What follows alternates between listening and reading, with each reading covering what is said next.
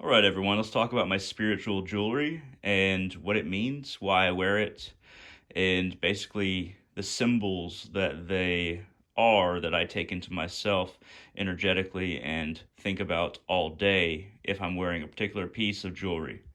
So let's start over here. So this is an orgonite. It's got actually doesn't have orgonite. It has various stones that align with various chakras. And if I wear this on my wrist, which is how it's supposed to be worn, or your arm, then you'll find that blood flowing through that arm is actually partially energized and kind of energizes you a little bit in your body, mainly from the sources along your spine since it's for chakras.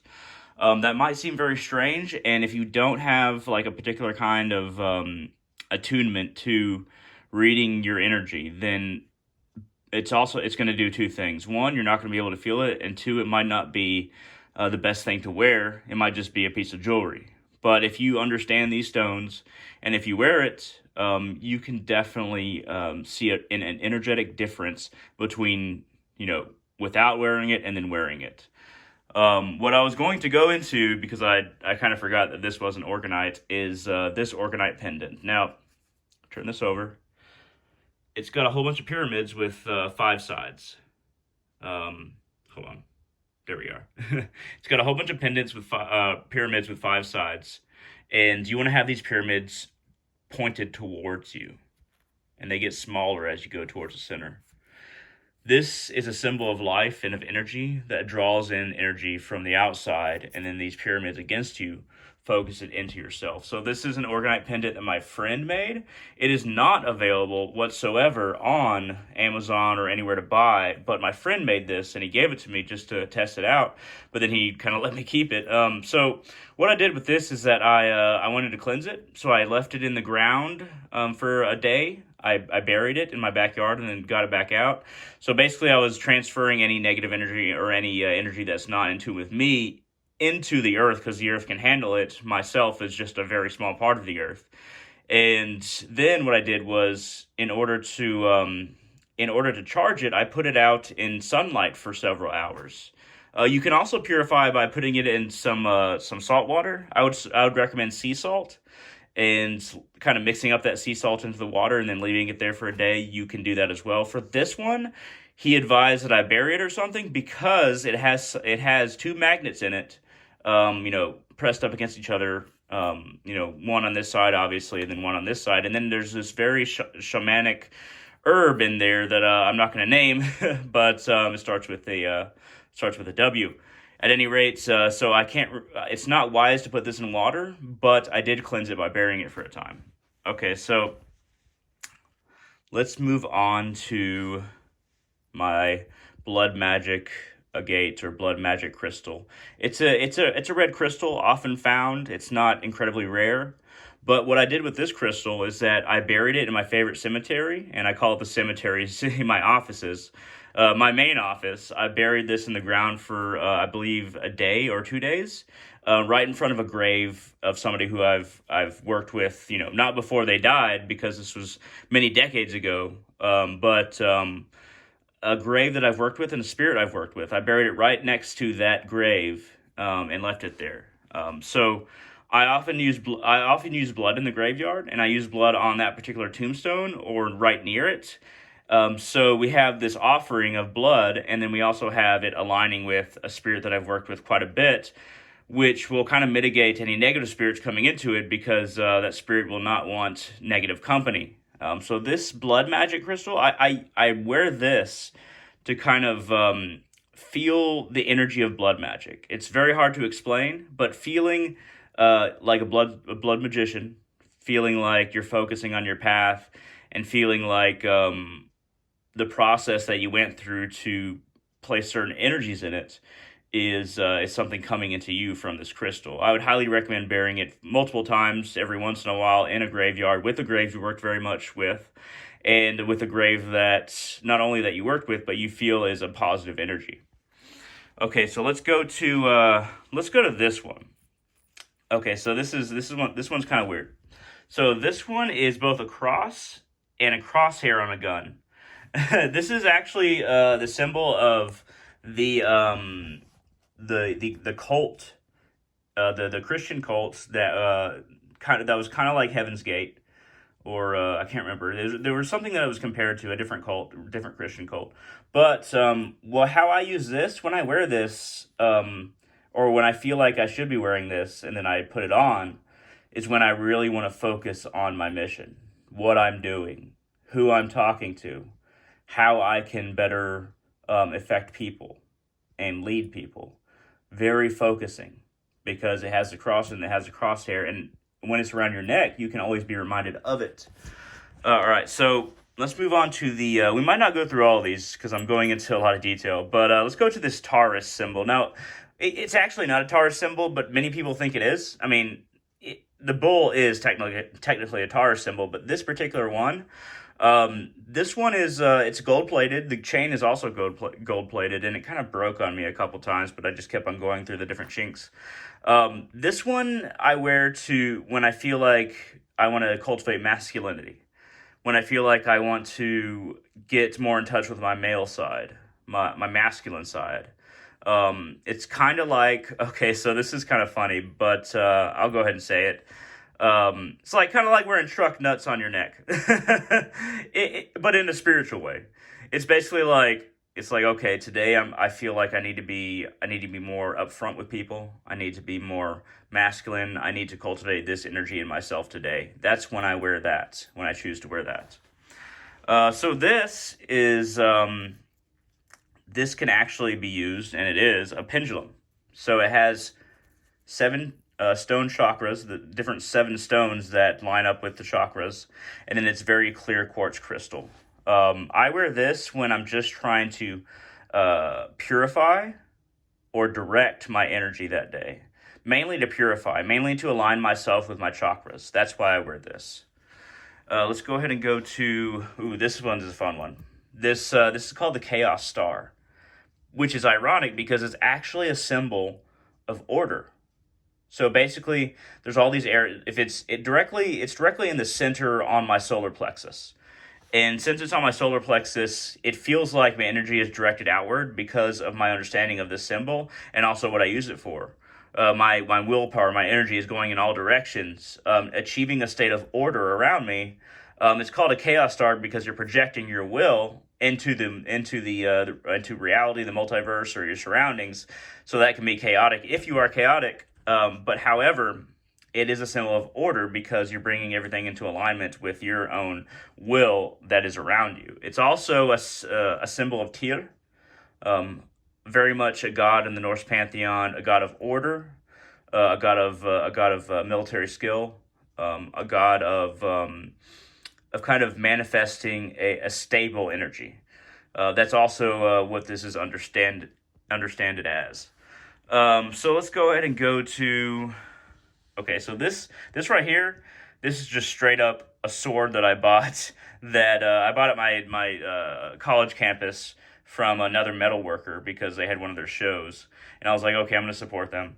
I rarely have a piece like this. Usually, if I wear any jewelry, it has some spiritual significance, and so this right here. So moving on to this is kind of a dark crystal with a lot of little sparkly crystals in it. I'm not sure if I can show the sparkliness of it, but this one I wear when I'm trying to connect with lower beings, ones that are attracted to shiny stuff, and they want to talk to you because you got shiny stuff on you, or they notice you because you got shiny stuff, and something that's spiritual as well. That's tapping into a plane around you, a certain plane. This one I usually think of as my fairy pendant, if I'm trying to connect to fairies or goblins even, which may seem very different, but connecting to lower beings, I would wear this. And it's also fortunate that it's a circle, and has a circle in the middle, so it's like this continuous energy going around in a circle. This is a statue of Fleur, and he's sitting down. Let me see. The reason he has his penis up right there is because he's a god of fertility. And he's kind of like a god of fertility, harvest, peace, nature, and really knows man through the harvest that we get. We make offerings to Frere when we want a good harvest or we want good weather or something like that. So harvest and peace and frutility, these are aspects of Freyr, things that he helps in, and also very orderly. Not about destruction at all, more about maintaining the natural peace. Um, so I might wear this particular pendant if I feel like I'm trying to get more in tune with nature and more in tune with the bounty that nature provides, or the bounty of a situation, a spiritual situation between me and somebody else. I might wear this. It's also a very masculine symbol. Of course, we have the phallus. It's masculine, yet not aggressive, really. And then this stone right here is kind of an offering that I made to Freyr. So let's see what else we got here. That's kind of all I got on this one shrine, but I will talk about two things. I'm kind of taking off this band here. Okay, so the two things that I always wear, like all the time, every day, sometimes even while I sleep. This bronze band. It's lasted a long time. It used to have like a gold cord going through these spirals, but it eventually just came off. And really, a lot of people might see these as dragons, or they might see them as wolves. It's more likely wolves. And I usually wear this. Well, I always wear this to signify my loyalty to the gods. You see these little twirls right next to the mouth on either side. I don't know if you can see it, but on either side, there's these little twirls on the side. It's kind of like this Oberos effect. And, I used to try to define, like, are they wolves or are they dragons? A lot of people think that they're dragons, but I think of them as wolves. And they further my connection to nature and my relationship with nature and my relationship with Odin. But they have these swirls on the sides that really make you think of cycles in nature. But this bronze loyalty to the gods band is something I wear every single day. And this is loyalty to the Norse gods. But I think of it as loyalty to other gods as well, but Norse gods mainly. I wear this every day. So I just took that off, so I wear it all the time. This is a string of beads of adornment. A lot of people think they're a mala, where you're reciting a mantra or you're praying and then you go from one to the other. It's actually not. They're actually beads of adornment. They're African beads of adornment. So I got them from an African company, and they are, for me, for a lot of people, it's just decoration or connection to your ancestors. But for me, they constantly remind me to follow my path, whatever that path is. Well, my path is very spiritual, shamanic, and work with many gods and spirits, but it's a constant reminder that I'm working in a path. And over time, you kind of loop this twice around your neck, so it's actually doesn't extend as long as it might look. But throughout the day, they'll come back in and go further and further up your neck, and I keep on pulling on it to put them back down, and that's a constant reminder of my path, how I follow it, what I'm doing, my purpose. I always come back to my purpose, my path, when I pull this down after it slowly goes down every day. So that's something that I also wear every day. If there is rarely a day out of any month that I don't wear that, and it's like I might forget once every 2 months to wear that and my loyalty to the gods band. They're very much a part of my usual ensemble. Okay, so usually this wouldn't be over here because this is usually not where Papa Legba is. But right now I put his Veve here. I have all my spirits and gods kind of in the same and saint in the same place. Saints because of Santa Muerte. But I kind of have them all in the same place right now. And then, once I moved them to this place, it just felt right. So there's other places around my room that they usually are, but I put Papa Legba here. This is his Veve. Now, if I wear Papa Legba's Veve, it's a bronze Veve, it's a day that I'm hoping is going to open doorways. That there's going to be something that happens that is a doorway in my life. So when you think about it, between any two circumstances, between yourself and everything else, even if it's an idea or a place or a person, there are doorways and gateways everywhere. So if you think of so I used to discount Papa Legba as a powerful Loa, but then I realized over time that he's probably one of the most powerful, because if you understand gateways and doorways, it's not just about like literal, like, okay, I'm going to go through this door. In fact, that's like the least it's about. It's very much about doorways, obstacles, getting through things, metaphysically even.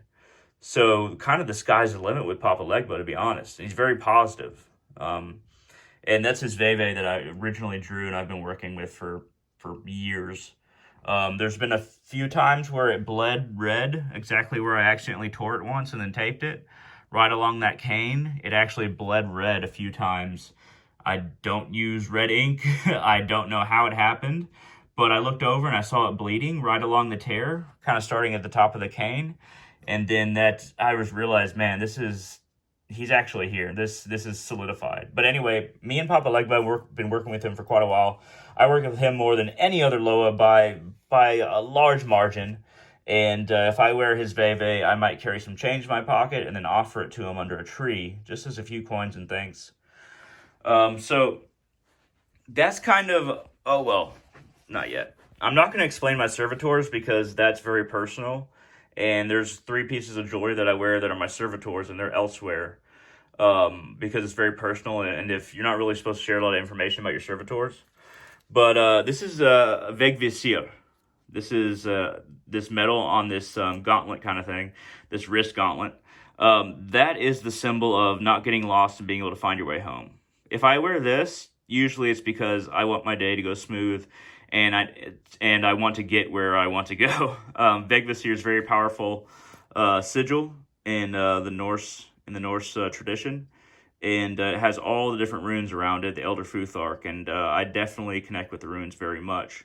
So it's kind of like a doubly an effective piece to wear for sure. And then one more thing, I'm not going to give you all the details about this, but that is Helber. Now, Helber is a being that I made kind of as a magical son. Like son as in somebody that you birthed or you're the father or mother of. I combine my different elements within myself to make that. I'm not going to tell you exactly, but you can kind of guess. And that is right behind this Volknut piece of leather that I fastened to Helber, and then I worked quite a bit on the front of Helber's face, including the leather eye patch, and then the coil, and then the red. It feels very much connected to Odin and being a berserker. He's very protective of me. I try to recognize and feed him as much as I can, and it's not a servitor per se. That's why I can share a lot of information about him. But he is a spirit that I consider as my son, and this is him. This is where he dwells. And, you can create beings like that yourself. Once again, they're not necessarily servitors, but they can be.